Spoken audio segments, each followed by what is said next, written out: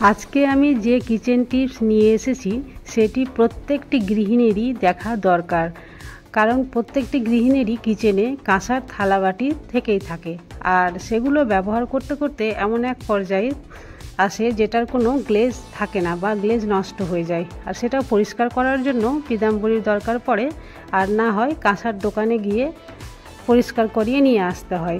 কিন্তু আমি আজকে একটি ঘরোয়া পদ্ধতিতে কোনো রকম খরচ ছাড়াই কাঁসার বাসন একেবারে চকচকে ঝকঝকে করে দেখাবো তোমাদের সামনে। পিকে ম্যাজিক ফুড ফ্যাক্টরিতে তোমাদের সকলকে স্বাগত জানিয়ে শুরু করছি আজকের টিপ।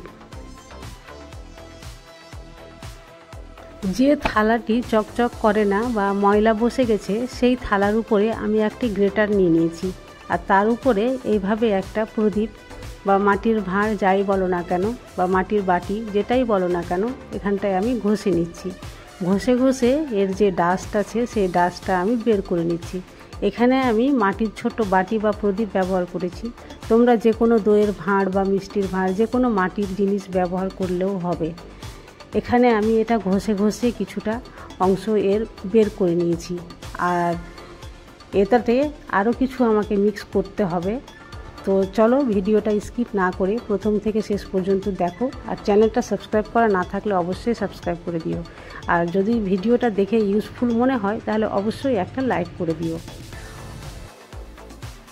সাধারণত কাঁসার বাসনপত্র যখন কালচে হয়ে যায় তখন আমরা দোকান থেকে পিতাম্বরী কিনে নিয়ে আসি, আর বাড়িতে সেটা দিয়ে মেজে ঘষে পরিষ্কার করি।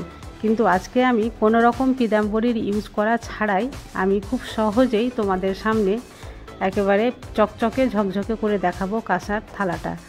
আর ভিডিওটা আমি কোনোভাবে স্কিপ করে দেখাচ্ছি না, যা দেখাচ্ছি একেবারে সম্পূর্ণভাবে দেখাচ্ছি। যদি একটু বড় মনে হয় তো তোমাদের জন্যই আমি এটা করছি, যাতে তোমরা সম্পূর্ণভাবে বুঝতে পারো, সেই জন্যই করছি।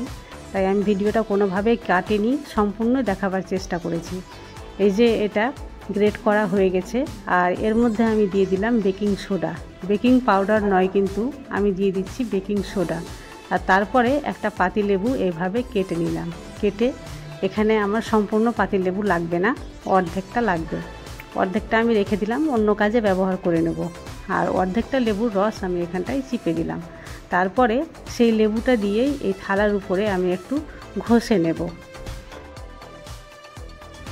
পিকে ম্যাজিক ফুড ফ্যাক্টরিকে তোমরা যদি ইনস্টাগ্রামে ফলো করতে চাও তাহলে ডেসক্রিপশানে লিংক দেওয়া রয়েছে, সেখানে গিয়ে অবশ্যই ফলো করতে পারো। এখানে আমি শুধু 3টে উপকরণ ব্যবহার করেছি, এর ছাড়া আমি আর কিছুই ব্যবহার করিনি। এখানে কোনো জলেরও ব্যবহার করিনি, আর থালাটা কিন্তু প্রথম থেকেই শুকনো ছিল। এখানে এক ফোঁটাও জল দেওয়া যাবে না, এই লেবুর রস দিয়েই কিন্তু এটা আমি ঘষে নিচ্ছি। আর চারিদিকটা ভালোভাবে একটু ঘষে নিয়ে যে মিশ্রণটা আছে থালাতে আমি খুব ভালোভাবে চারিদিকে লাগিয়ে রেখে দেব। যে কোনো ময়লা বা কালচে জিনিসের দাগ উঠাতে গেলে একটু ঘষা মাজা তো করতেই হবে, শুধু লাগিয়ে রেখে দিলে সেই দাগ কোনো মতেই উঠবে না। তাই একটু কষ্ট করে ঘষে নিলেই কিন্তু সব দাগগুলো উঠে পরিষ্কার হয়ে যাবে। আমার একরকম প্রায় ঘষা হয়ে গেছে। এবার চারিধারে আমি এই মিশ্রণটা আলতো করে লাগিয়ে রেখে দেওয়ার চেষ্টা করছি। দেখতেই পাচ্ছ আমি সম্পূর্ণটা চারি সাইডে লাগিয়ে রাখছি। এইভাবে লাগিয়ে রেখে আমি প্রায় রেখে দেব 5 মিনিট। 5 মিনিট পরে আমি তোমাদের ফিরে এসে দেখাবো।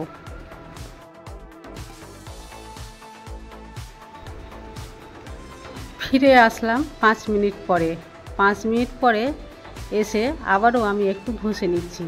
যেসব জায়গাগুলোতে হালকা হালকা কালো দাগ ছিল সেগুলো কিন্তু অনেকটাই আলগা হয়ে গেছে।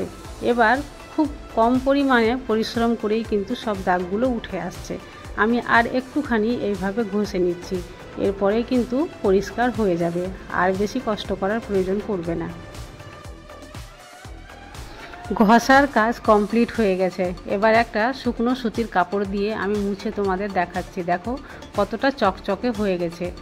এবার সাধারণ জল দিয়ে আমি এটা ধুয়ে নিচ্ছি। ধোয়ার পরে আমি তোমাদের দেখাচ্ছি থালাটা কতটা চকচকে হয়েছে।